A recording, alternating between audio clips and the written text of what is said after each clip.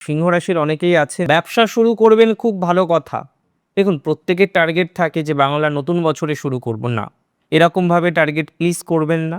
এই টাইমটা mostly sensitive time এবং মোটামুটি আমরা দেখতে পারবো, যদিও 14-15 এপ্রিলের ওই টাইমটা বেরিয়ে যাওয়ার পর রাশির অধিপতি নবমে যাবেন, ধীরে ধীরে পরিস্থিতি ভালো দিকেই যাবে।